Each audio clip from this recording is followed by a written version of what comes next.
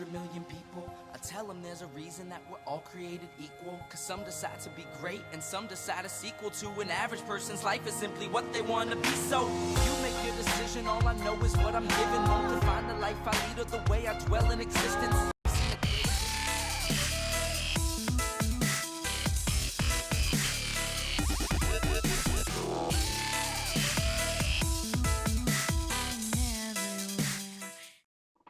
Okay, everyone, I am really sorry for the late start. All kinds of technical problems, which I should just anticipate, but first my computer was dead and it took forever to charge. And then Ecamm, for some reason, decided it only wanted to record and not go live. So let's see. I want to try to pull up the comments on Restream, which I was trying to do during the downtime. So let's do that. Chat app, that would be nice. Open in browser.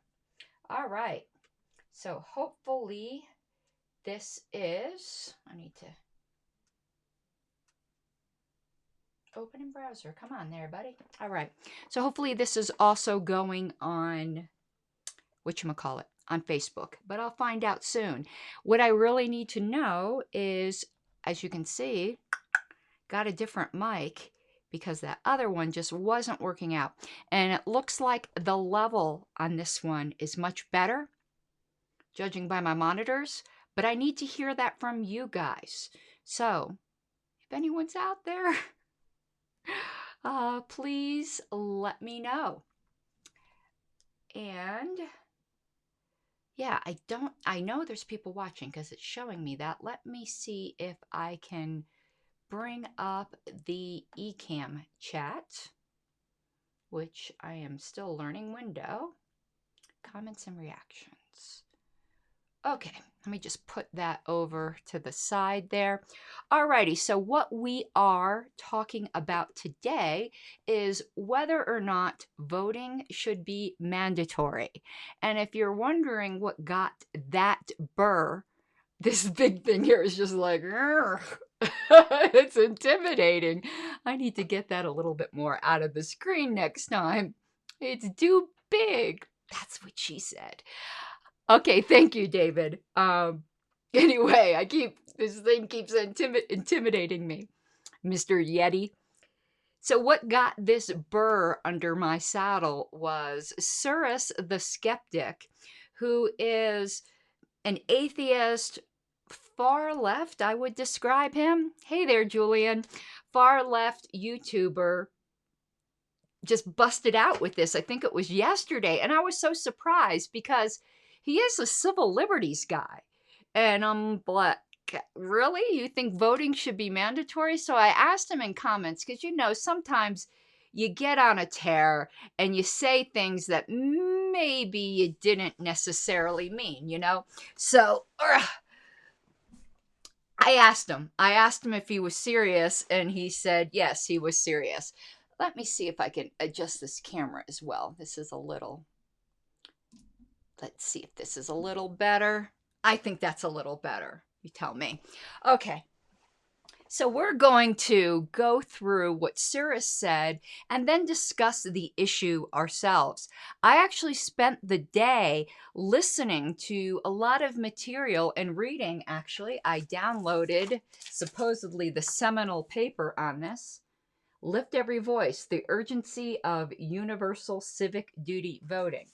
Because you know, when I examine issues, I like to strongman. I like to present the view I disagree with in the strongest possible terms. And apparently, this is the shizzle right now. I didn't find it convincing, but I did take a look at it. Now, unfortunately, because I was having some technical difficulties, I could not load up in Ecamm the scene.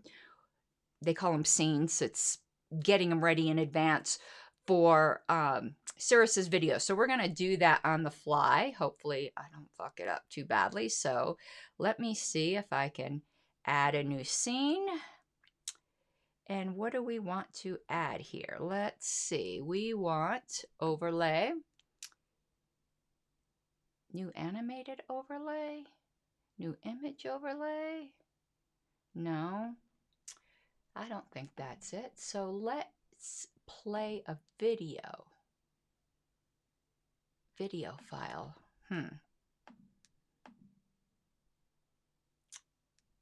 We're going to do this a little bit different. Okay, let me choose file. I do have it downloaded. We're going to do it this way.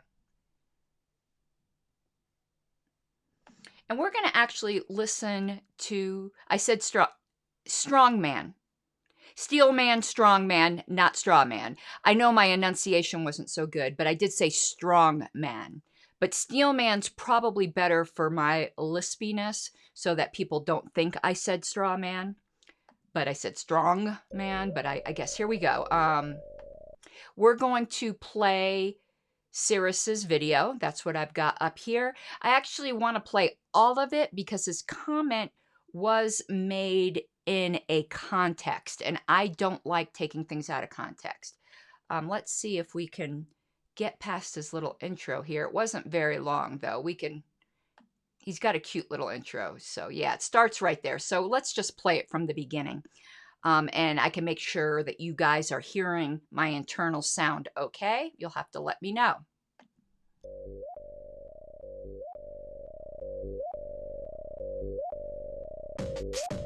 Let me know if you can hear him. This video. We're heading into the next actual topic, which is going to be Matt Walsh and how he feels about early voting. So let's get into that. This is not going to be the longest of topics, but there's certainly a conversation to be had here. So let's go ahead and take a look here.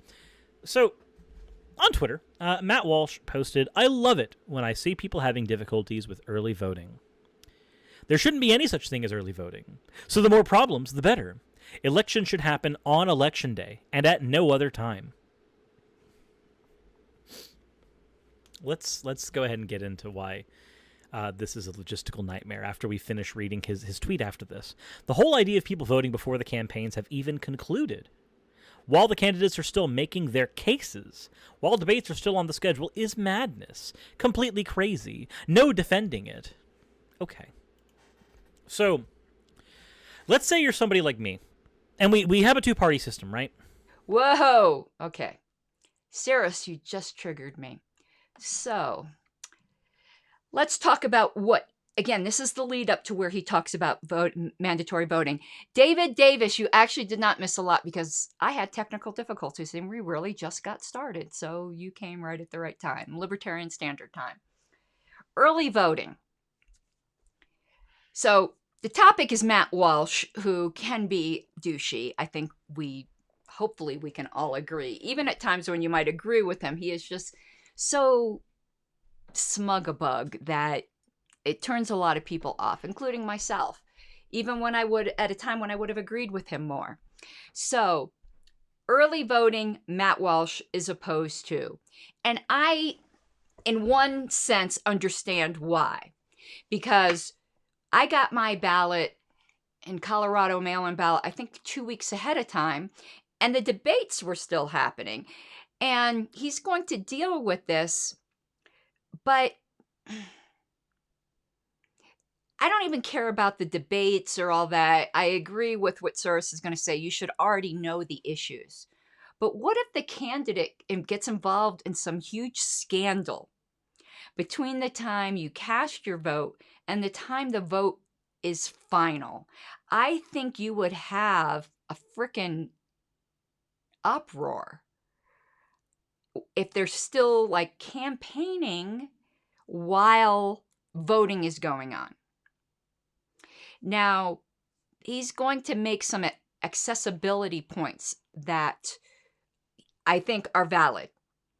But I kind of understand Matt Walsh's point up to a point, but ending early voting isn't the way to solve it, in my opinion. But let's continue. And the only reason that I voted the day of is because I don't trust Brian Kemp. I don't trust the person in charge of my state because he has such a long history of fucking over the ballots. So I decided to vote the day of to guarantee that my vote would be calculated, cast, everything. That's why I did what I did. That's why I voted when I did, as I did. But do the votes done before the cases are made count? Yes. Okay, so what's crazy? Matt Walsh's argument seems to be that because debates are still happening, because people are still making their cases, then that means that we should have early voting. Well, there's a time before election day and after the final debate. There's a time frame where all the cases have already been made. And people are still campaigning to convince people, but the cases have already been made. Every debate has already been had. Every single thing is something that you could have found on your candidate's platform up until that point. So Okay, we're going to stop there. He's basically saying you should have already made up your mind before the debates because you could look up your candidate's thing. They've already had these debates, but could you have found out before the debates that Joe Biden wouldn't answer the question as to whether he's going to pack the court? I would say no. There are things you still find out in the debates. The debates are valuable. He's going to really downplay the debates and I think disrespect people who make up their minds after the debates. And I don't think that's warranted. And I think that's a bit elitist isn't the word I want to use, though it's the first word that came to mind. Just because you, Suris, think that you can make up your mind beforehand doesn't make the people who don't feel that way lesser or less educated or not as good of voters. I don't think we should be judging the way other people gather information. And I certainly learned a lot in these debates. A lot. Not favorable. Not that I would have voted for either of them anyway, but Joe Biden's refusal to answer questions was a big revelation. So sometimes maybe you don't learn anything new. Did we learn something new in 2016? Sure as hell we did. We learned it. Trump didn't keep that promise, but we learned he wanted to put Hillary in jail. That was a big revelation that you wouldn't have known beforehand. But let's continue. What's crazy about early voting? Nothing, really. If you're a well-informed voter and you know what your person who you're voting for is going to stand for, then you already knew that before even the first debate. If you are waiting on the debate, which is going to be 60% theater and not just data, and that's what you're using to determine who you're voting for, I'm sorry. If a debate is what changes your mind on something, as opposed to looking into a policy, looking into what a candidate is standing for, looking into the things that they are trying to do, if the debate stage is where you made your decision, why? Okay. I think I answered that. And this is just, in my opinion, pretty shallow. Pretty shallow of Suris. In both 2016 and 2020, we learned things during the debate. And are the debates 90% theater? I think that's arguable. But let's say they were. Half's probably not a good word. A significant part of politicking and governing is theater. A lot of it is inspiring people to follow you. You want to see if your candidate can do that. Was it the JFK debate where the opponent was completely in the lead until after the televised debate? And this was one of the first televised debates because and I can't remember who the opponent was, excuse me, but they were just so flat and without personality that the public realized in this age of this newfangled TV thing that being charismatic was going to matter on the national stage. The theater part matters. Politics is half theater. A lot of it is bluff when you're dealing with other nations. So you want to see the charisma and presence of your candidate. That is important. Whether we think it should be or not is irrelevant. It is important. Dismissing it as just theater is kind of silly to me. Nixon, I believe it was. But everyone knows like what I'm talking about. That was a big reversal. And that's where everyone realized, wow, this TV thing is going to be very important. And the young dynamic guy turned everything around. And I don't think that was invalid. I think it's important to have a presence. So let's continue.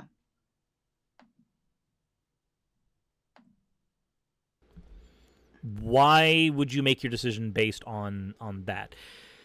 That doesn't make any sense to me. Again, because the debate is 60% theater. I've made an argument before about the reason why platforming is so important, why you have to be responsible with how you platform people. And it's because so much of convincing someone of something comes down to the theater, comes down to the rhetoric, not necessarily the actual substance of what's being said. As a result, I'm left to ask, why is Matt so upset? Okay, we're going to go back to that now. I guess elitist was the right word that I was trying to use earlier. And I hate to say that because I'm really fond of Suris. But that whole, oh, you got to be careful then who you platform because the plebes might get convinced by the theater. But you don't. You're better than that, huh? You're better than all the plebes. If you can see through the theater, unless you really think you're just that much fucking smarter than other people, they see through it too. So this whole, we've got to control who we platform because we've got to protect people from themselves because they'll be fooled by the theater. That's elitism. Sorry. That's elitism. If you see through it, unless you have an overly high opinion of yourself, other people see through it. So I don't like that. I don't like that we have to control information for the good of them who will be fooled by it. No, not today, Satan. Okay, let's continue. About early voting. And I can tell you one reason why. People who have all the time in the world to vote are usually people who are very well-to-do. They can take a day off because they have a salaried position. They can take a day off because they've got PTO. They can take a day off to go vote because it's just a thing they can do. Now, you know who doesn't have that same ability? Somebody who's got 3 jobs. Somebody who desperately needs the system to work for them. That person, it's not easy for them to go on voting day. Because even though your job is supposed to let you out and let you go take care of voting on that day, if you work 2 or 3 jobs, because that's what you need to make enough to support your family, and therefore 16, 18 hours of your day are all spoken for on election day when everybody's going to be out, especially if you're working in fast food, that day is already hectic. You might not have the energy to even safely drive to a... Okay, we're going to go here because I agree with him and I disagree. I agree with him that, yeah, having this one day thing, I do think is super, it's dated for one thing. You know, you want to know why we have it on Tuesday? It's because that... I'm going to get this maybe slightly wrong, but it had to do with what day farmers were selling their crops. You know, it's very, very dated, and I don't think serves us today. But this whole, only the poor people need the system to work for them. Really? I think everybody needs the system to work for them. Maybe it's reverse elitism. I don't like that either.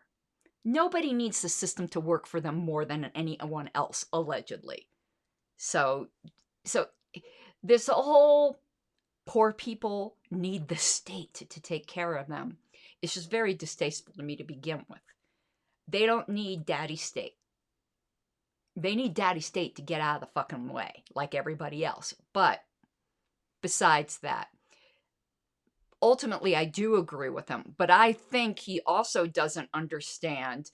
Say you have somebody at the other upper end, like a CEO. Do you know how many fucking hours they work? And sometimes you can't get off then either. I've been in not, CEO level jobs, but I've been in higher scale jobs where they don't want to hear that you got to go do that. So the problems exist not just for your fast food worker who's working 3 jobs. They exist for a lot of different people. And yes, your job is supposed to let you off, and they're not supposed to penalize you for it. Yeah. If your job wants to penalize you, they'll find a way to do it for a different reason. So on that point, I do agree with him. But I just don't like won't you think of the poor people? Why don't you just think of everybody, okay? Wouldn't that be great for once? Okay, continuing. Polling location. You barely have enough energy to safely get home. So why would we want things to be more difficult on this person? Well, given how Matt operates, I would assume that he actually wants it to be harder for working class people to vote. I don't have a way of verifying this 100%, aside from the fact that his Twitter calls him a theocratic fascist, but I think that's mainly a joke. I have no way of verifying that he specifically wants the working class to have a harder time voting. The logical consequence, we talked about that in another video, the logical consequence of only having a single day for voting and everybody having to cram themselves, especially during a pandemic that's evolved into an endemic. It's not even the most healthy thing, but everybody having to cram themselves into one building per location, depending on where your polling location is for your county, for your state. The mere logistics of it means that people will be waiting for a long-ass time. Makes it harder for people to vote.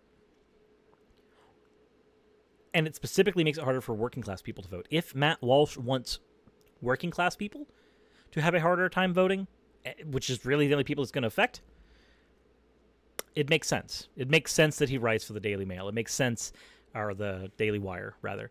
It makes sense that he argues for conservative positions because those people shouldn't be able to vote anyway because they're at the lower end of the hierarchy, right, Matt? Now I'm... Okay, when it comes to Matt Walsh, because he just is so unlikable a lot of the time, it's easy to put those very uncharitable motives on him, and I've done it myself, but there's no proof of that. Plus, to say it only affects working class people is just demonstratively false. It just is. It affects everybody. His point about the polling locations is valid. I once, man, this would be a long time ago, because again, I dropped out of the system, but there was one time where I had to wait like 3 hours in line. There was one presidential election. So yeah, and it's not always the easiest thing to find your polling location. It's easier now with the internet. So this was a while ago that I'm saying, because the internet wasn't a thing. So yeah, that can be a difficulty, but don't give me the poor people shouldn't be able to vote type thing. Okay. And in fact, I'm assuming Walsh supported Trump. I don't know. Who was Trump really appealing to? He was appealing to working class people. So this just doesn't follow, Suris. This is your anti-conservative prejudices, which I commiserate with. I have a lot of them myself, though I also have very strong anti-leftist prejudices as well. But I think you could do with a little bit more charity here. Continuing. We're getting to the voting part, but there is a whole context to this in a conversation I think that's worth having. If Matt sees this video, he's going to argue that that's not what I meant, that's not what I mean, but that's the logical consequence of what you're doing. So if you know the logical consequence is that it's going to be harder for working class people to vote, then why would you push for something that makes it harder for them to vote in general? But let's see what some of the takes on this are, because it's not just this. Also, opinion on mandatory voting. I think voting should be mandatory. I think participation in the democratic process, if you live in a nation, should be mandatory. Now, I'm wishy-washy on if there should be punitive measures, but I do think that it should be mandatory. I also think whatever day we have for voting should be a holiday. It should be just a thing that you said, you have to go do this thing. I think voting should be as easy as... Okay, let me stop there before we get to mandatory voting, because I am going to pull a Suris on Suris. The whole, it should be a holiday. You want to know who that hurts, Suris? Because I've made the argument before where I used to get mad in my more conservative days that stores were open on Thanksgiving and whatever holiday. And I'm like, everyone should have to take those days off. It should be an actual holiday. And some people reminded me there are people who work every single day of the week and don't get paid holidays that need that paycheck. So little old me who thinks, yeah, it'd be nice if the stores weren't open. There are people who actually want and need to work those days. So you want to know who your policy would affect, Suris? The poor people. And if that's the logical, we're going to use your own argument. If that's the logical consequence of what you're arguing, you must want to fuck over poor people. How'd you like them apples? You don't like that, do you? Used against you.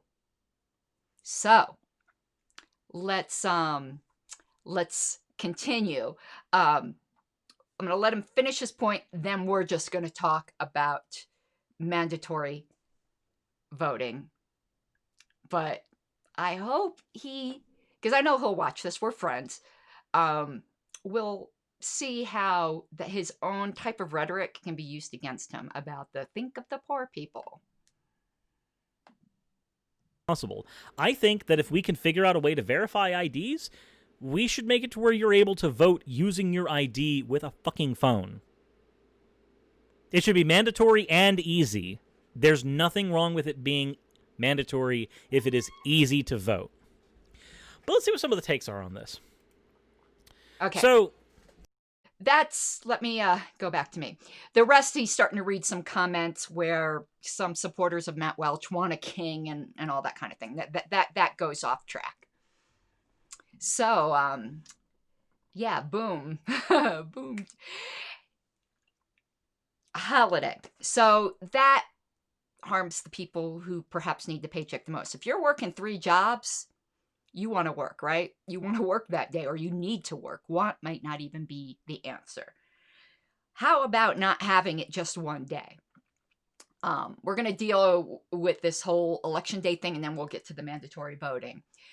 So the issue with early voting and having it all on one day and all that, why don't we have a voting week?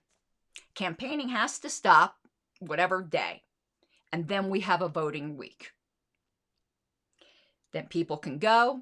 It won't be crowded. They can fit it into their schedule. You know, nobody has to have a holiday. It doesn't have to be on a weird Tuesday. Some people have said, and to me, this really shows out of touch, where they said, well, it needs to be on a weekend. People work on weekends now, too. There's just as many people who have Tuesday off that has Saturday off if you're going to deal with the working class. I think most of the working class works on Saturday. You typically have days off during the week. So make it a week, a whole week, including a weekend, you know, a Saturday through a Friday or whatever. And I'd be in favor of that. That deals with the early voting issue. It deals with the just one day issue and all of that. Skipping over the mandatory for a second, easy. I agree. If we're going to have voting, it should be easy.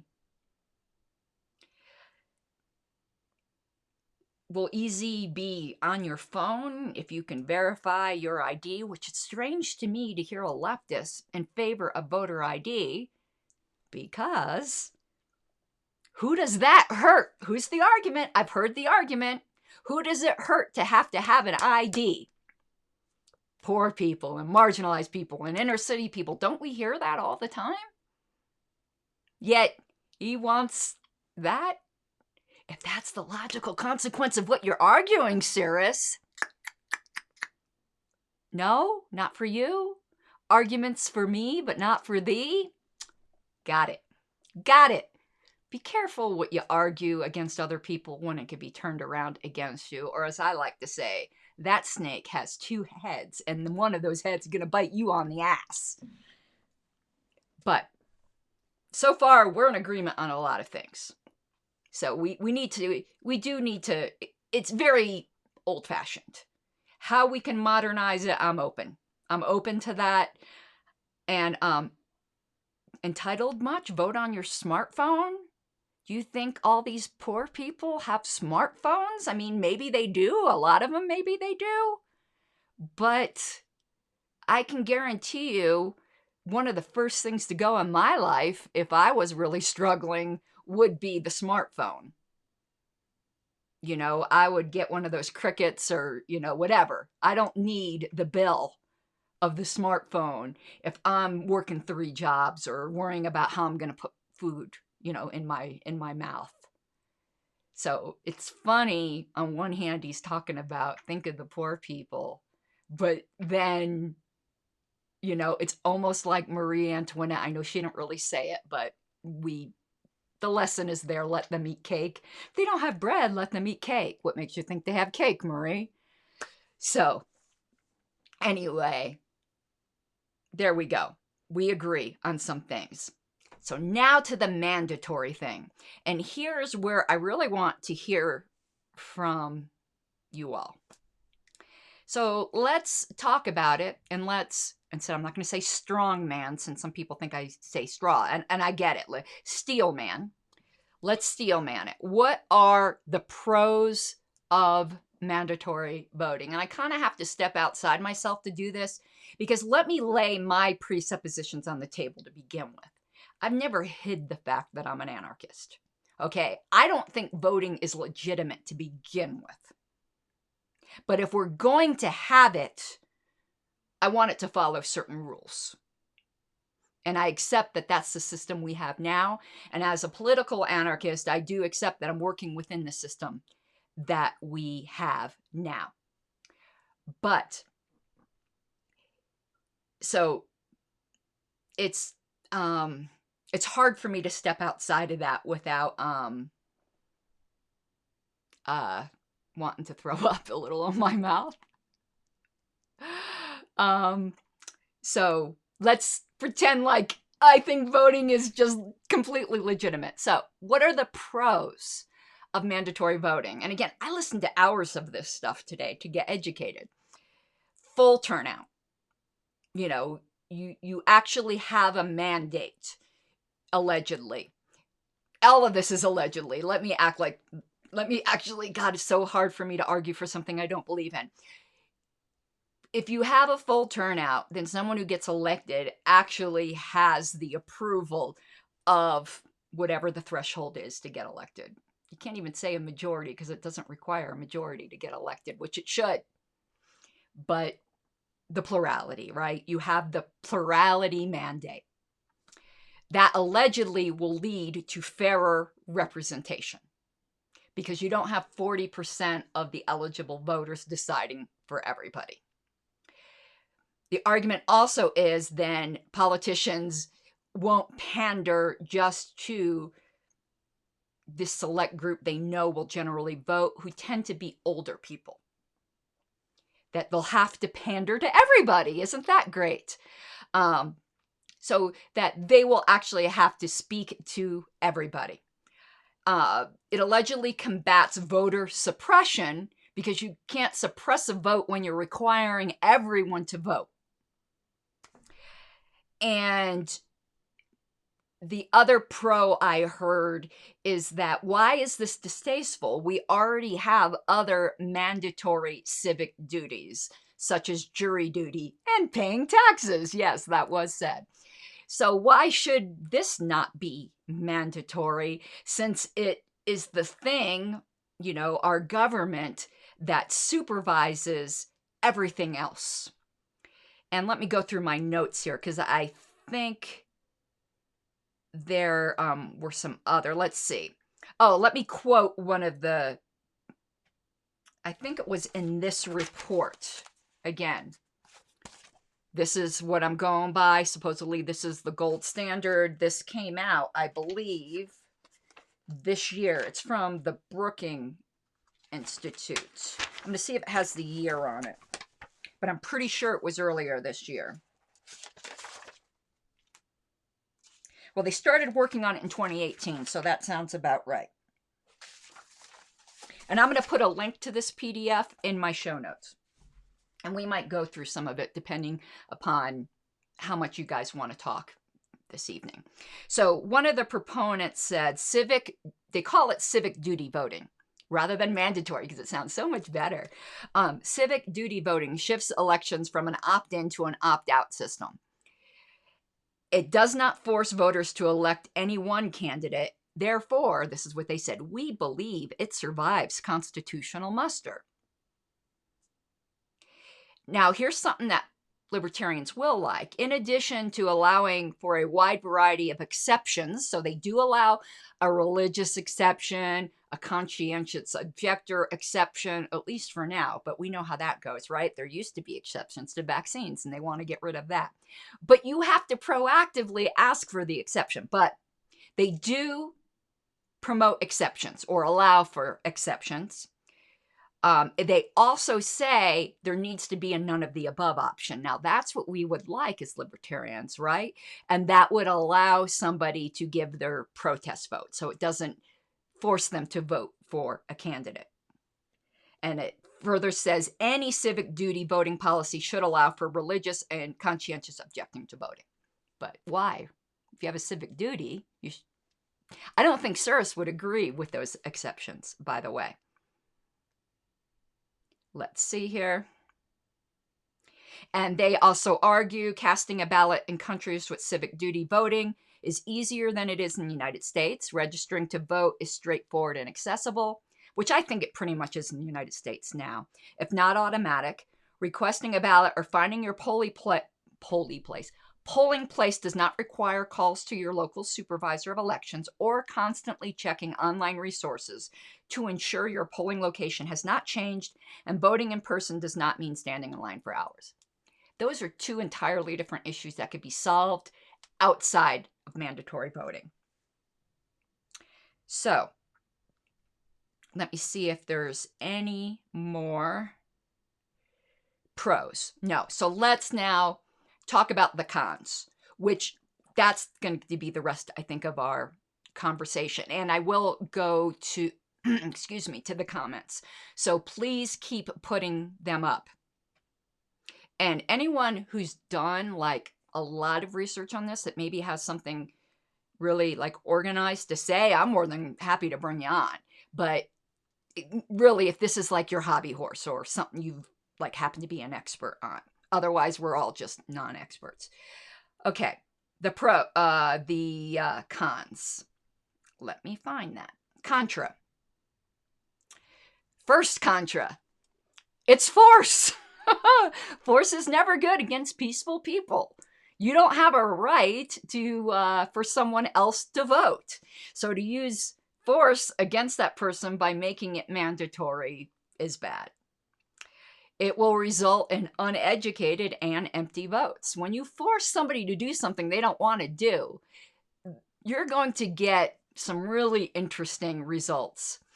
Allegedly in Australia, they get a lot of, because in Australia, from what I've heard, and again, please correct me if I'm wrong, this is from cramming this issue today. Excuse me, I got a hair in my mouth. They allow you, they don't, from what I understand, they don't allow you to send in an empty ballot. You have to mark something. You can, and this is in their literature, I believe, you can draw a picture of a dick and balls, and that counts. So allegedly, they get a lot of pornographic drawings on things. So is that really we want to be encouraging?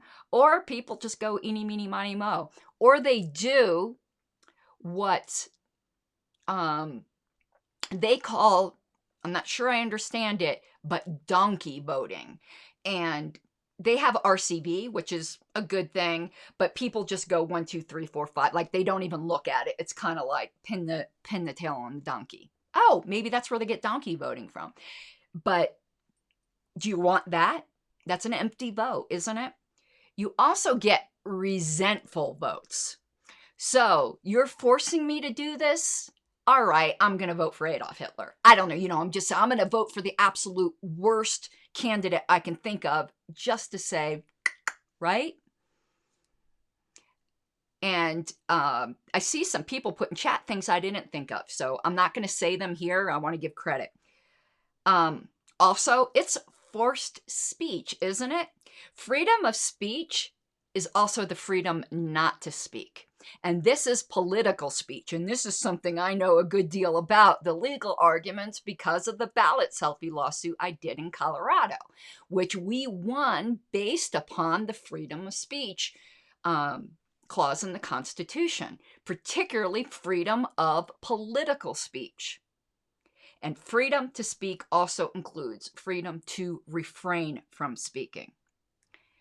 Further, in the system we have now, it will just further strengthen the duopoly by forcing you into that system.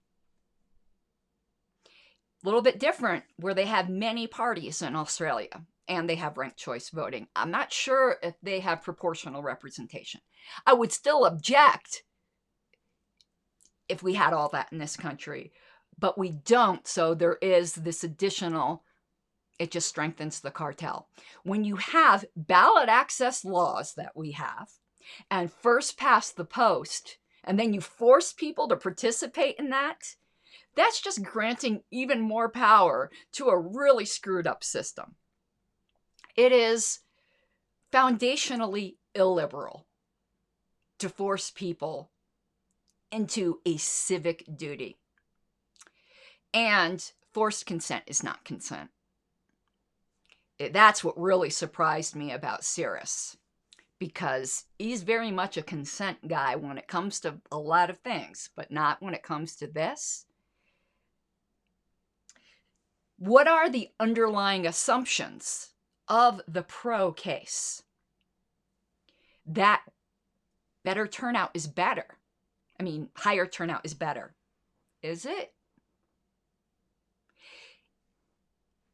If someone decides they don't know enough, is it really better to make them vote? And also an underlying assumption that it's justified to force people to do something for their own good or for the good of the collective. Is it?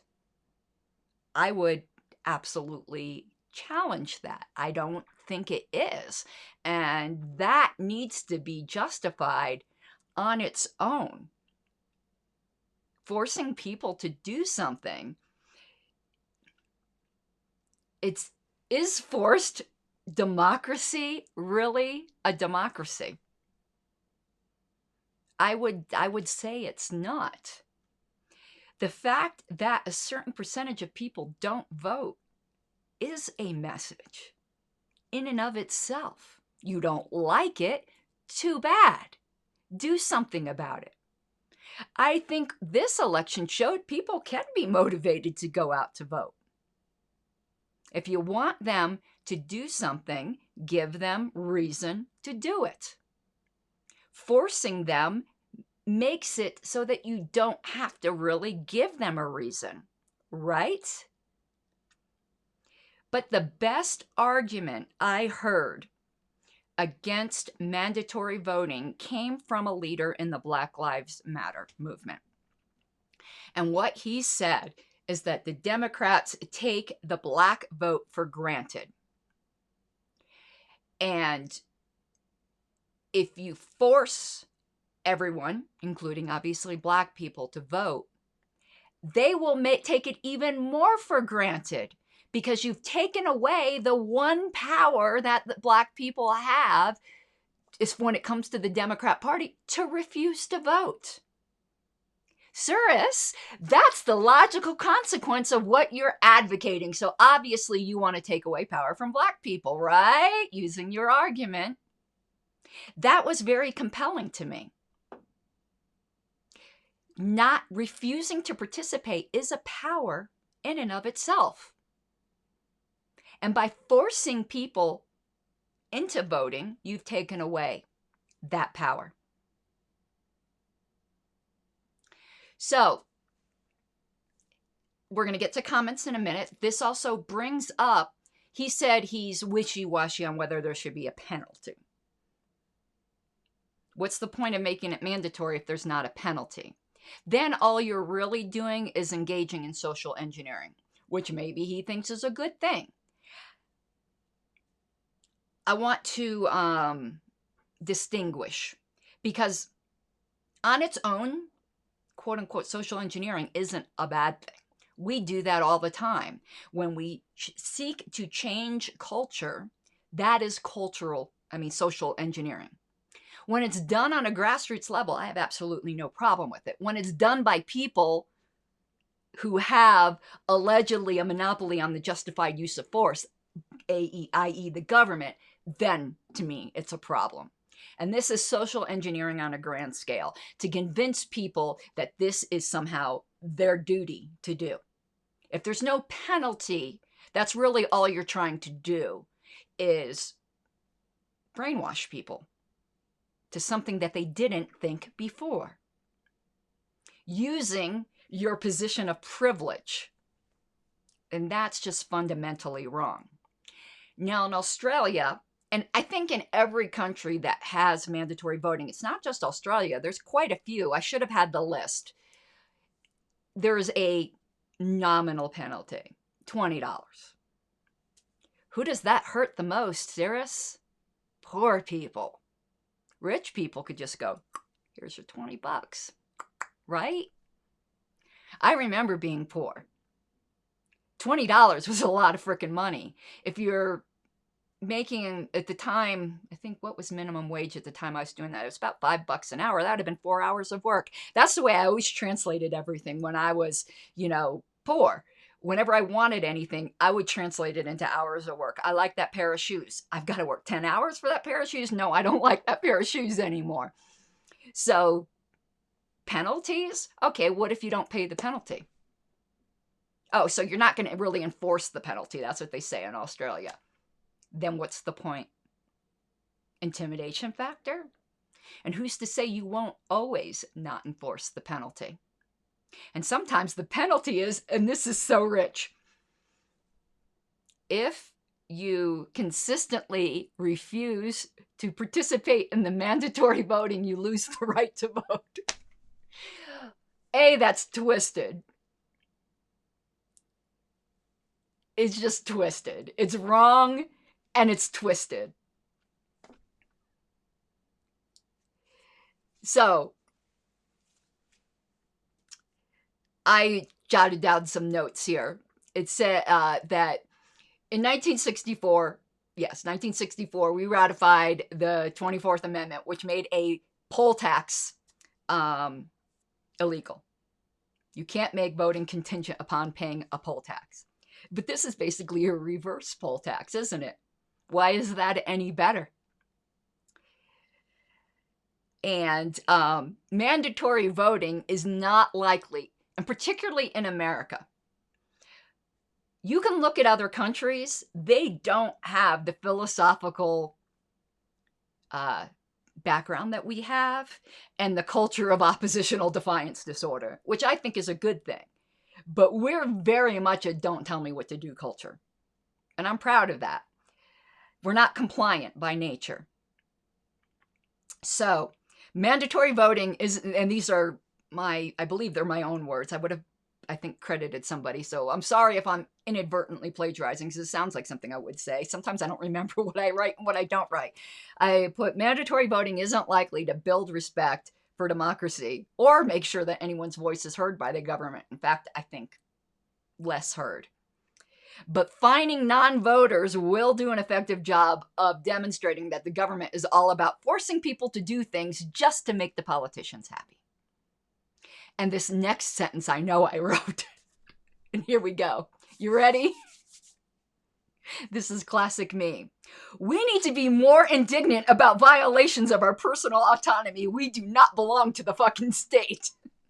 But isn't that really what this comes down to? You belong to the state. You have a duty to the state. No, you don't. No, you don't. Says who? No, you don't. How is this any less offensive than conscription? Except for, you're not going out to kill other people, but still, it's a conscription of a kind, isn't it? It's forcing you to do a certain kind of labor for no pay that you might not want to do. You don't get to calculate if your time or effort or the time you have to take to research to do this effectively, if your time could be spent better. It's a commandeering of your time. Why is that okay? It's not. So let me go back to the top of my notes here. Okay, so about the penalties, I'm going to read something that one of the proponents had said.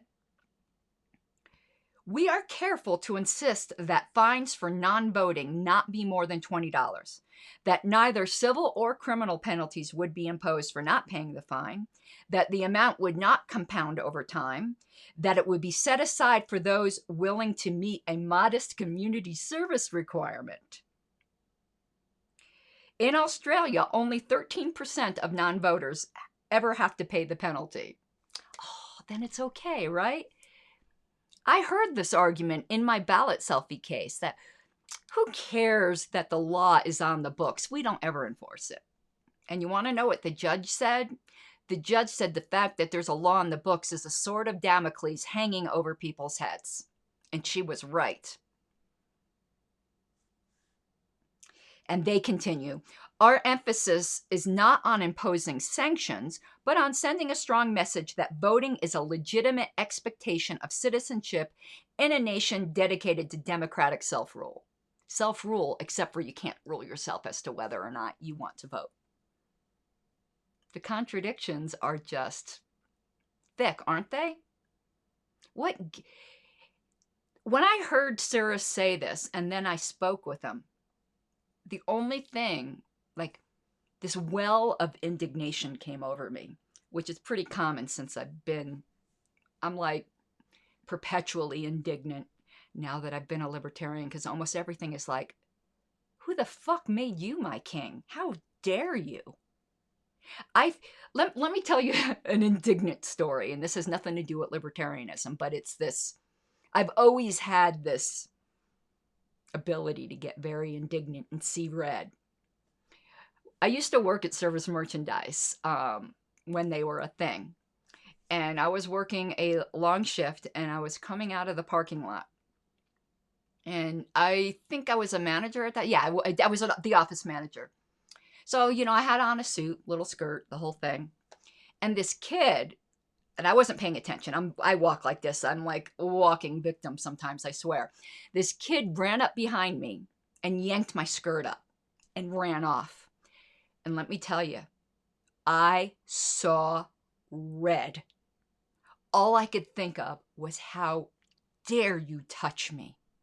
How fucking dare you? And I saw where he ran. I got in my truck and I ran him. I didn't run him over. I ran him down into an alley and against a fucking wall. And got out and was like, what the actual fuck? One day, someone's going to shoot you for this shit. Don't ever do that again. This kid was terrified. I don't think he ever did it again, because he's like, who's this fucking crazy bitch coming after me? I didn't think, because that's a dangerous thing to do. I don't know where to, you know, I could have been the one getting killed, right? But the whole world went dim. And all I could think about was, how fucking dare you lay a hand on me? Who gave you that right? And that's the same thing I think. How fucking dare you tell me I have to vote? First of all, if it wasn't for the LP, I don't think voting is legitimate. So you're forcing me to, do a conscientious objection. I shouldn't have to do that. Why do I have to justify to you why I don't want to do something? Really? And that somehow peaceful anarchists aren't doing their civic duty? I don't got no frickin' civic duty to do that. And to the argument that jury duty already is a civic duty, well, it shouldn't be. The last person, if I ever was on trial, I want sitting there is somebody forced to be there. Who gives you the right? We're not your slaves.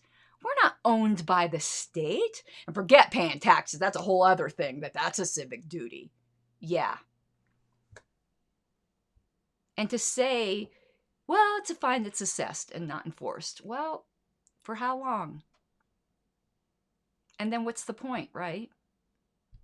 What's the actual point? Okay, just flipping through my notes and then we'll go to comments. Just to make sure. Okay, here's something that somebody else had said that I thought was very valid. Compulsory voting presents some ethical challenges. Many argue that it infringes upon individual liberty. It does, by denying people the ability to choose not to vote. While it's true that ballots may include a none of the above option, though in practice they typically don't, the act of voting itself may be seen as endorsing the current politicians and political system, an endorsement that some citizens may not want to make. Ding, ding. Okay. Yep, that's it in my notes. So, and I have some videos maybe we'll share or whatever. Oh, one other thing I wanted to say, and I'll stick this in the show notes. There was this great presentation. I don't know whether he was a professor or just a mentor, but it was somebody who was in charge of organizing for a collegiate debate. And the subject was vote. The proposition was voting should be compulsory or mandatory. And he was advising both the pro side and the con side of what they would need to prove and advising them on certain arguments and tactics they may want to take. It was fascinating. And he really explained the differences between rule utilitarianism, and I forgot what the other category was, which I didn't really understand. I thought I did until he explained it. Now I understand it even better. But it was fantastic, and I'll put that in the show notes eventually. But what's funny at the end is he did concede, and he told the con people that if they could effectively argue a libertarian case, he's never seen it effectively answered. I'm paraphrasing, but that was basically it. He basically said you will throw the pro people usually for a loop if you just argue a libertarian case. So let's go now to comments once I can get my mouse there. Okay.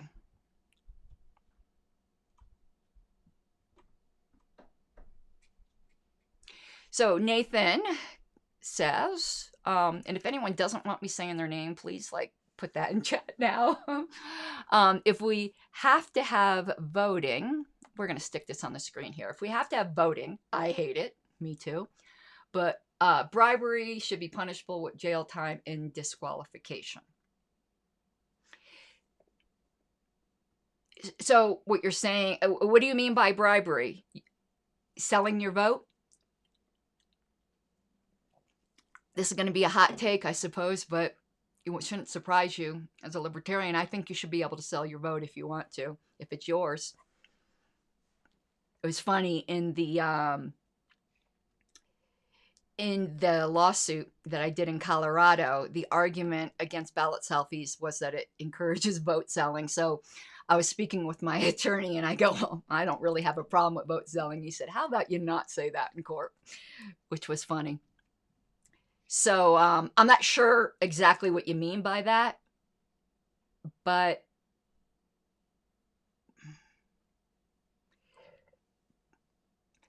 perhaps you mean bribery of a politician. Then I agree. So, but paying off the voter? I don't know. I haven't really given it a lot of thought. To be honest with you, my knee-jerk reaction is you should be able to sell your vote if you want to. Julian, imagine police killing people for not voting. I mean, exactly. If you end up enforcing it, every law is enforced at the point of a gun, eventually. So, Suris, I mean, you didn't come down on that yet, but I would love to hear. Are you willing to kill somebody for not voting? Are you willing to kill them yourself? Listen, Suris, come get the $20 from me yourself if you're that brave. I say that to everybody. But really? You think you can just vote penalties on people? Don't be a fucking coward. Go do it yourself. William, let's see. I'll put it up here if I can. There we go. They mandate it in Australia. Yeah, Australia is kind of the case that a lot of people talk about, but what they don't talk about very often is it used to be mandatory in Italy, and because of all the problems, they got rid of it. And yeah, the candidate that happened to be printing on top of the list would often get many more votes, of course, from the people who are just like, fuck it. Let's get this over with.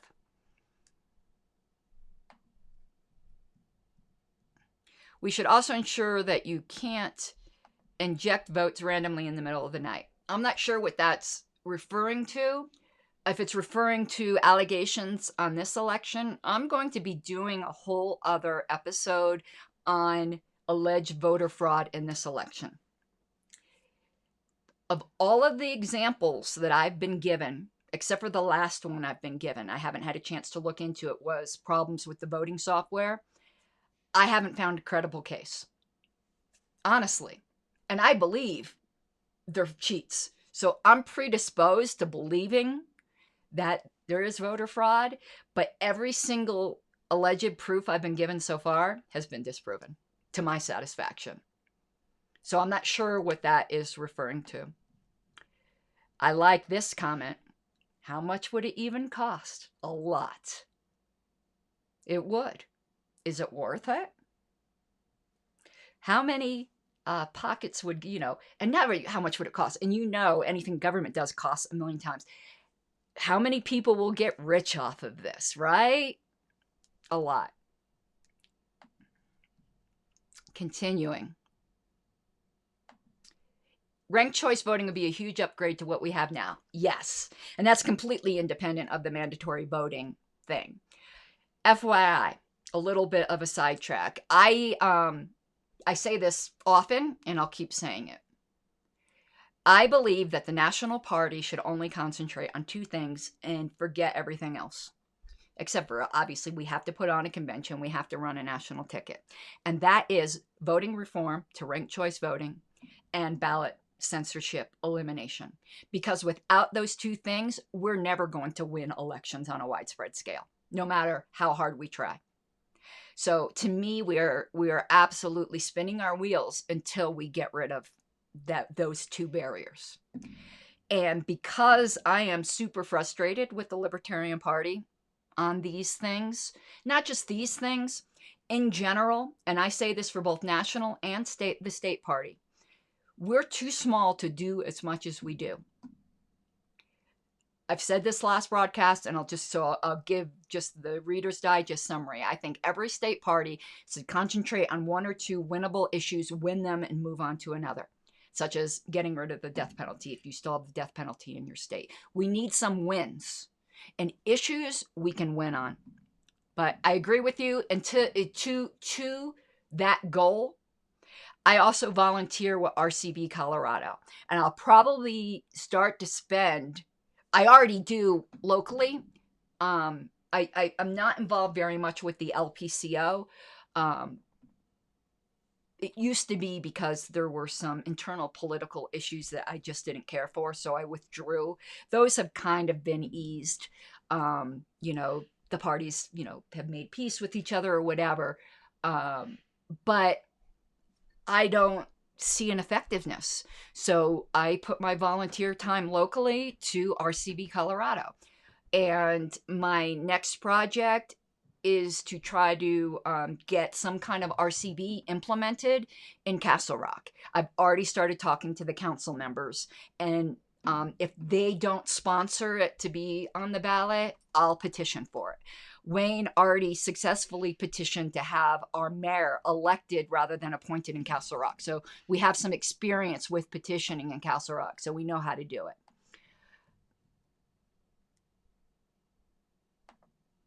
I don't understand this comment, David, but I'll put it up here in case someone else does. Why not do what they did in Africa in the 1980s? One man, one vote, one time. I don't understand what that means. So I'll just throw it out there.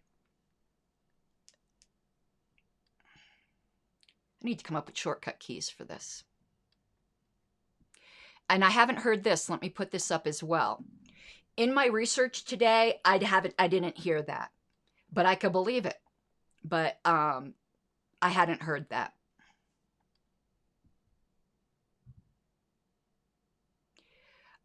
Nathan says, let me see if I put another comment up. Yeah, it automatically. You're not going to like me for this, but I don't care for Hoppy. Don't come at me, bro. I don't care for Linsky either, but I don't care for Hoppy. Though I do think his argumentation ethics are spot on. But other than that, I don't care for him.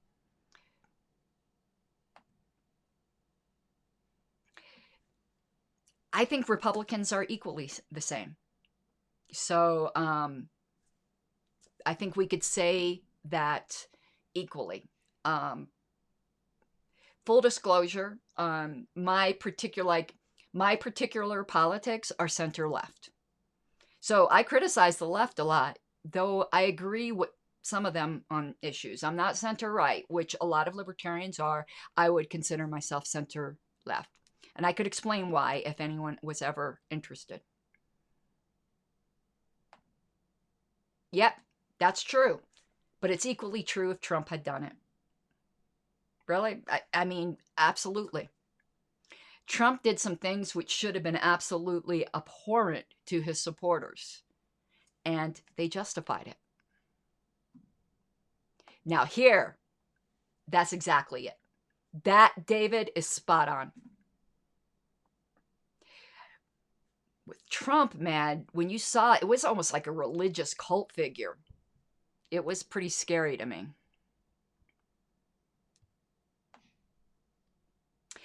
I don't know how Suris feels about defunding the police. So, can't answer that, but that's a good question. Yeah. Hey, if you get an offer, take it as far as I'm concerned.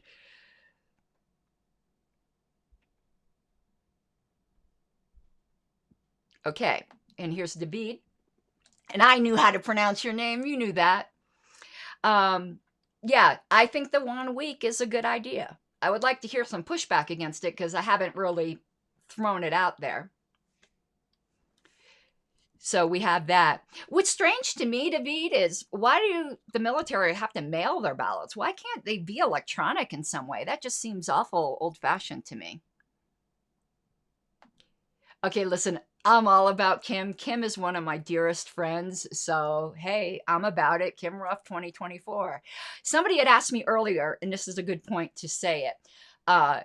Who do I think? Again, I don't have any insider knowledge. I know some people think the National Party does. We don't.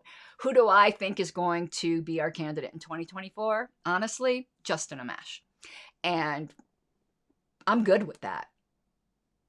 He's such a cutie pie. So yeah, I would get plenty of eye candy. But yeah, I think that's who I think he's gonna at least try.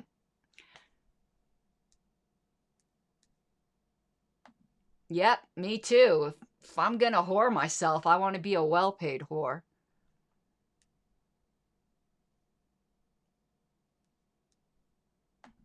Okay, this is so far the last comment.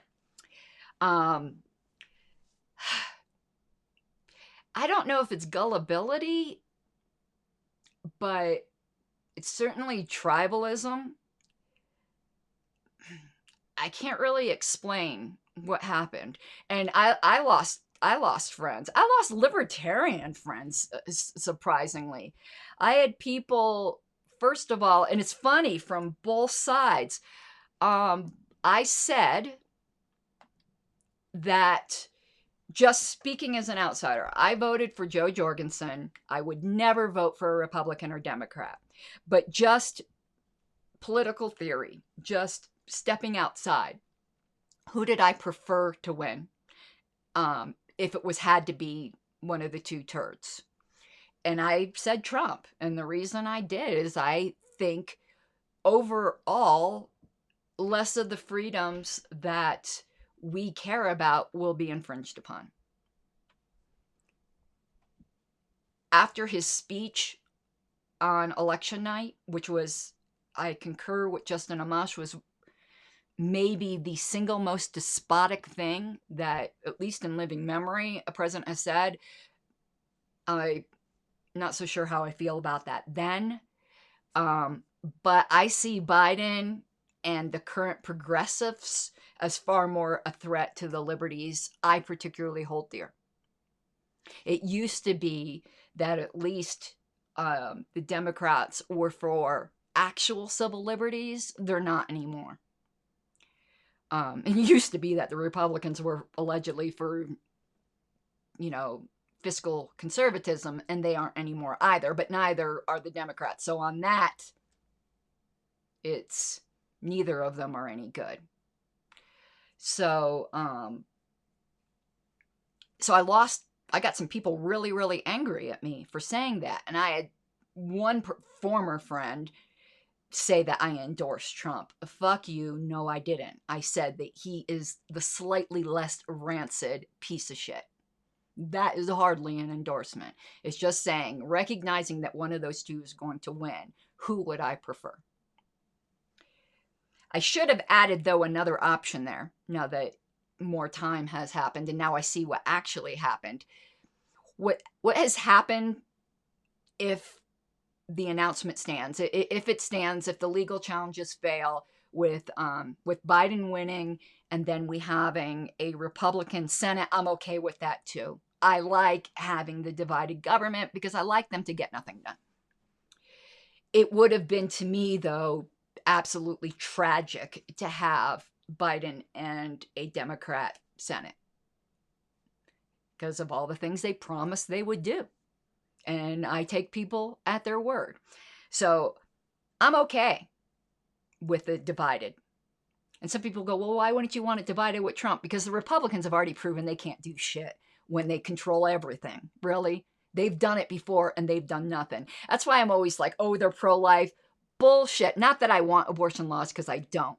But I'm just saying, bullshit. When they controlled the House, the Senate, and the presidency, they didn't do a damn thing about it. So all of these pro-life voters that are sucked in by that, you guys are fools. You are absolute fools. No one is ever going to do anything about it. Forget that being your single issue and just work to change culture. Oh, interesting. I want to put this comment up.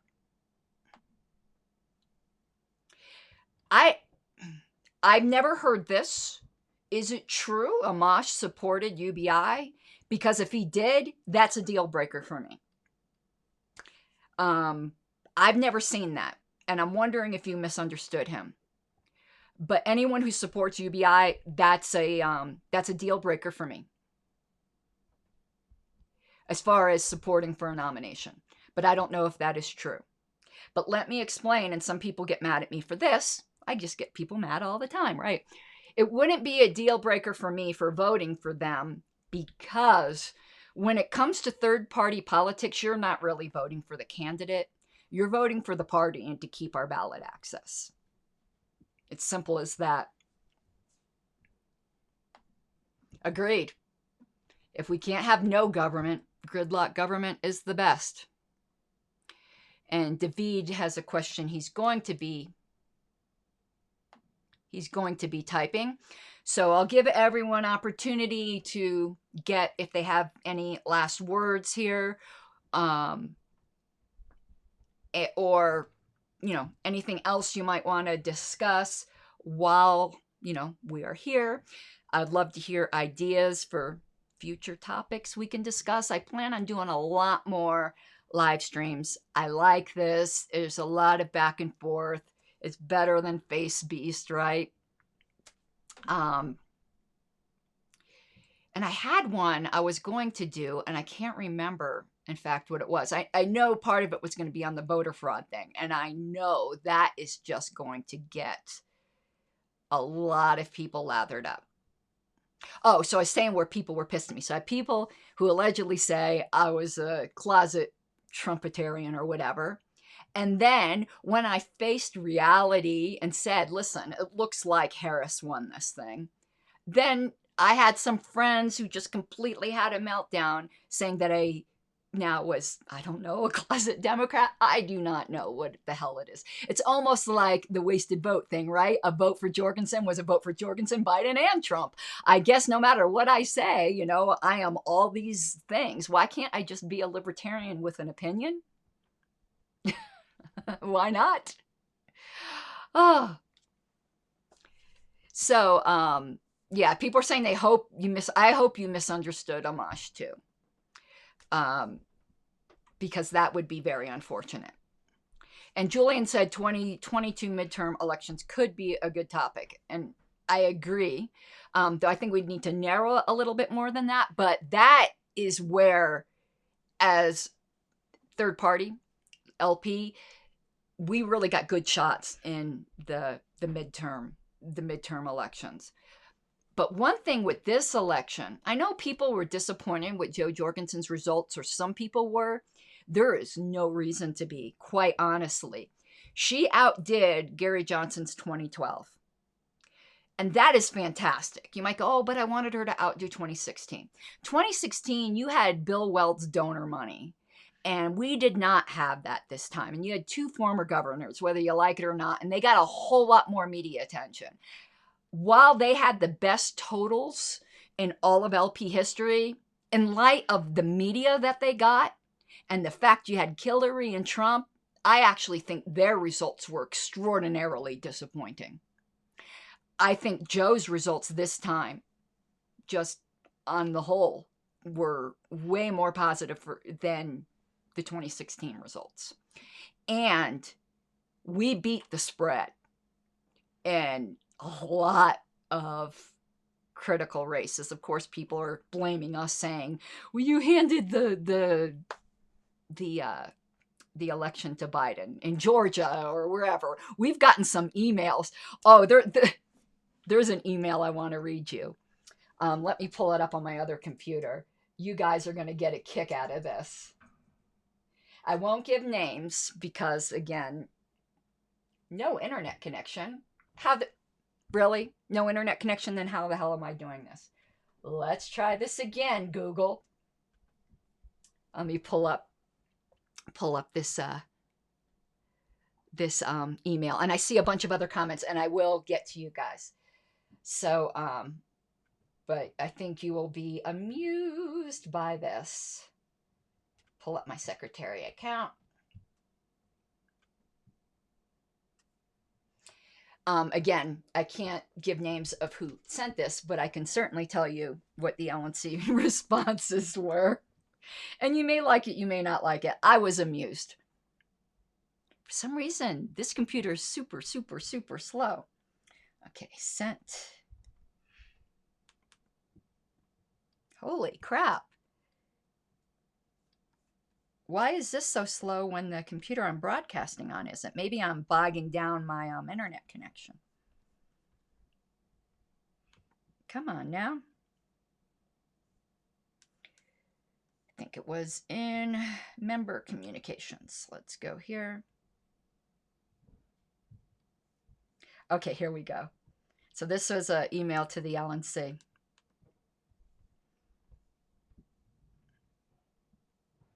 The title of the email, are you sufficiently ashamed of your spoiler role in the presidential election? Are you sufficiently ashamed?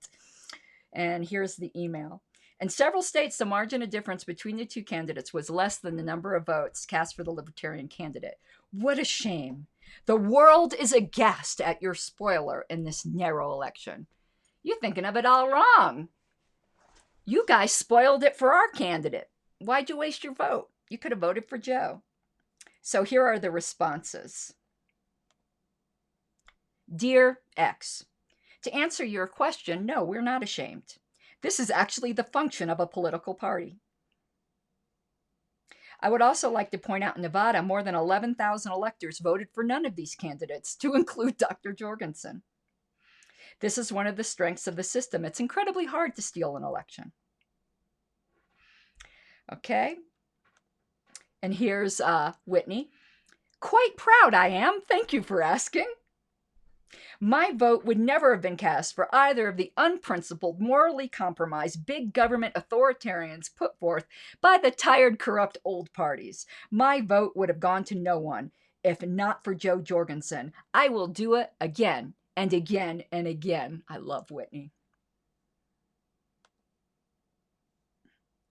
And John Phillips gave a really long response. You guys probably don't want to hear me read a lot of things, but basically said, no, because like you, many start with the incorrect assumption that people who voted for our candidate would automatically vote for the one you like. That's not how it works. It has even been studied. And then he continues, he said, lastly, even if it was true, we would be proud of it. It's our goal to make both old parties lose and go to the way of the dinosaur because they're both horrible. And here's me. Yes, I am proud of it, as the founders of this country would be. And for me, you are profoundly mistaken if you think but for the LP I would ever have supported the vainglorious bully you offered up. I'd rather eat out my own small intestine with a spork. So I guess I wasn't sufficiently ashamed. But those are the sorts of emails we got. We got a lot of those. Very much. Boo, boo-hoo. And you want to know what I did? Oh, I don't have a mug here. I was like, give me those tears. Delicious. Okay, let's continue on with some of the comments.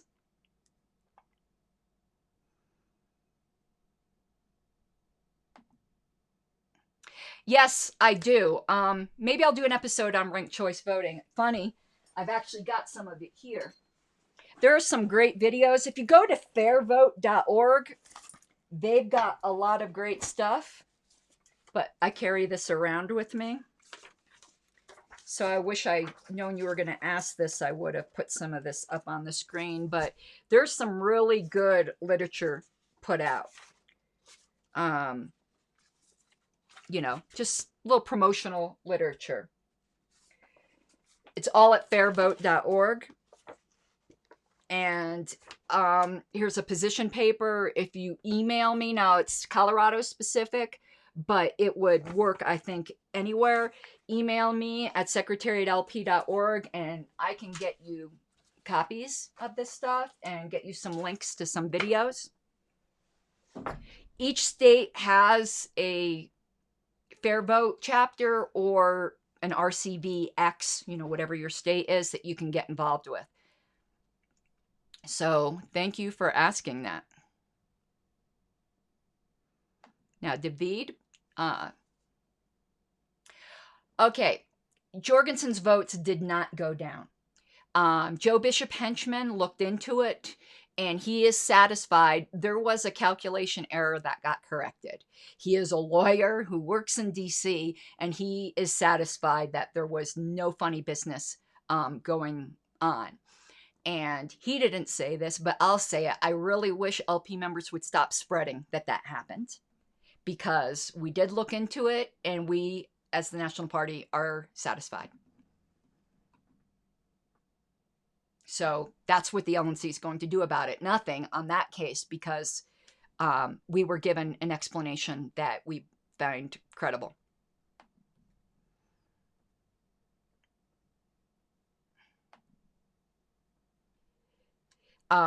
Net 7 I used to be a libertarian until I faced reality when I saw the results of isolationist policies. Now I'm a neoconservative. I'm not looking back. Well, you have to follow you. I see the results of non-isolationist policies. And also, you and I will be automatically at a loggerheads because I'm not a utilitarian. I'm a hardcore deontologist. So let's talk, to me, this is my approach. Let's talk morals before we talk results. Because I don't care how great the results are if you have to get there by immoral means. Again, I am like a deontologist through and through.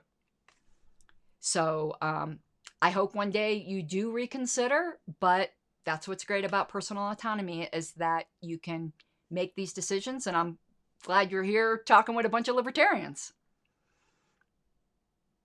And David, I absolutely agree. Joe did fantastic, in my opinion. And I'm not just saying that because like I'm a shill for the LP, which, I am. But something you'll know about me, I won't say things that aren't true. I just won't say anything at all. But I'm hyper partisan. I admit it.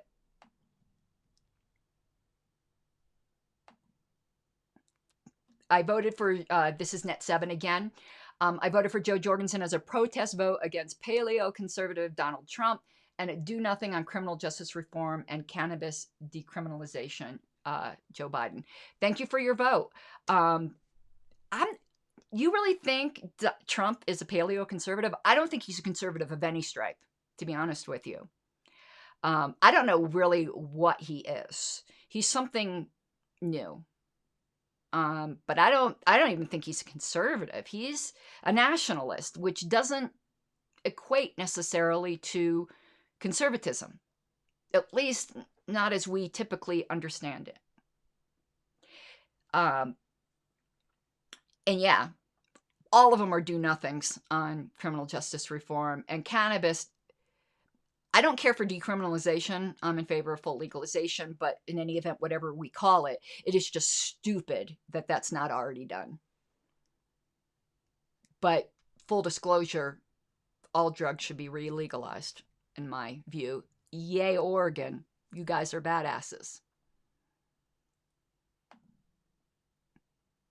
Yeah.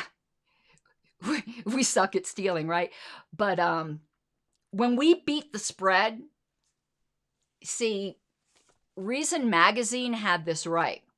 In this election, libertarians came into their own. And people go, how can you say that when you didn't win? No, we won. We won by beating the spread. We cannot be ignored. We absolutely cannot be ignored. These candidates are going to have to start to take some of our policies into consideration. And, I know an episode I'm going to do. They can't do like Trump did. Pissed me the fuck off with his pretending like he's a libertarian. Oh, libertarians, we got this, whatever. Justin Amash broke that shit down. And I'm going to be using his breakdown as kind of a template. I'm going to do an episode on this. Boy, did that piss me off.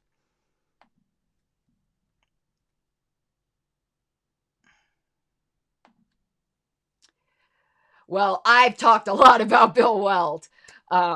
So yeah, we can, I agree, that would be. Rand Paul doesn't consider himself a libertarian. So I don't know why others do. He explicitly repudiated it, and I'm willing to accept that. Lincoln Chaffee is a new libertarian, and I'm easy on them. You got to give them time. But new libertarians should not be running for top of the ticket, and we should stop doing that. Okay, you had William had a question. I'm going to see if I can pull up my restream chat, and I will pull up that word for you. So let me skip that for a second. All parties should be poll watchers. Anyone could be a poll watcher, I think. I'm going by Colorado, but Colorado put out public recruiting for poll watchers, that anyone can sign up to do that. I couldn't get the time off from work. I would encourage everyone, though, to either be an election judge or a poll watcher. Go to your Secretary of State page. Okay, so now for William, I'm going to type in, he asked me about when I said deontologist. This, hold on, my fingernails aren't working out. That should be coming up in chat, hopefully. I spelled it in chat, but it's deontologist. That is, I'm probably going to explain this poorly. A deontologist is somebody who right is right, basically, and wrong is wrong, regardless of the results. The rallying cry, or the typical statement that is used to illustrate a deontological mindset is, though the heavens may fall, do what is right. So it's a moral framework view. It's the opposite, basically, of utilitarianism. Let me see if we can get a good definition.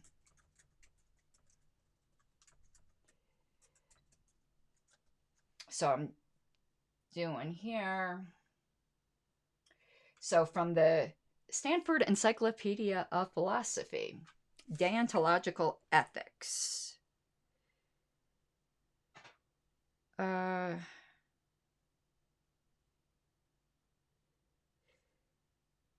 That is a bunch of gobbledygook.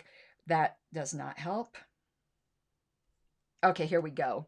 Wikipedia will have at least a simple one. Okay, in moral philosophy, deontological ethics is the normative ethical theory that the morality of an action should be based upon whether that action itself is right or wrong under a series of rules, rather than based on the consequences of the action. It is sometimes described as duty, obligation, or rule-based ethics. Deontological ethics is commonly contrasted to consequentialism, virtue ethics, and pragmatic ethics. In this terminology, action is more important than the consequences. So I think that's a good definition. And some people bristle at this, but the founding of the LP, whether even explicitly known by the founders, is very, very deontological. The statement of principles is a deontological statement. Now, what's interesting with this is I'm going to bring in one of the key points of the Radical Caucus. The Radical Caucus has a statement that riles some people till you understand what they say, where they said natural rights are utilitarian. And what they mean by that, natural rights theory is deontological. So basically what they're saying is, we believe that right is right, okay? A deontological basis. However, we also believe that, speaking very generally, you could always point out an individual exception here or there, but over time and over the course of history, doing what is right leads to good consequences. That it would be a very strange, twisted world or reality or universe if doing what is right led to misery. So I hold to that as well. I do believe doing what is right will lead to good consequences, that it follows like night follows day.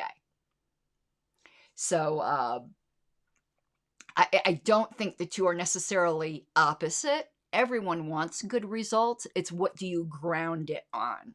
A utilitarian will ground their ethics on the good results. And I think that could be deceiving, because how do you really, is a result good? See, this begs the question, is a result good if you had to get there by bad means? It'd be good if I got $1 million, but if I had to murder 10 people to do it, no, it's not so good. So I know that's somewhat of a, this time I am going to use the word straw man, but, you know, it kind of demonstrates what I'm saying. To me, you have to know what is right first. And Robert Nozick also said the same thing. When you had Nozickian side constraints, that very much was a deontological construct. So maybe that would be a good episode, really contrasting utilitarianism or consequentialism with deontological ethics. Very few people, at least that I encounter, are strong deontologists. I'm one of the few that I know. But I think most libertarians are at least moderate deontologists, whether they know it or not, or whether they've ever heard that term or not. All right. So I think we're pretty much done for tonight, unless anyone has any other comments. I thank you very much. I'm going to be recording another episode after this, and I might even do it live in case anyone wants to come back. What I'm going to be doing is, for those of you last week, you know that we went through March of 1972 LP News newsletter. And thank you, William. I enjoyed it a lot, too. And I said I was going to do a separate episode just going through this political perspective because it was long. And to be honest, I don't know a lot about this, but I wanted to put it into the record, as it were. But I need to do a little research before, though. But tonight, I'll probably go live again, not hyping it or anything. So it's this political perspective from the March 1972 LP News.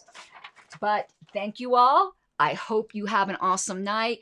If anyone needs to get in touch with me, actually, I gave my secretary at lp.org address. That's probably not the best unless it's for party business. If you want to get in touch with me for the ranked choice materials or for any questions, suggestions, you can reach me at pinkflameofliberty@gmail.com. It is in the show notes. So that is best. All right, y'all. Have an awesome night. Let me see if I can get this outro to play. You gotta take what you're given, that's how we live it. Don't be mad at the system, it's simply how we've existed. I hear a lot of people talking like they politicians and choose to be an accountant because it's safe in a business, not because they want to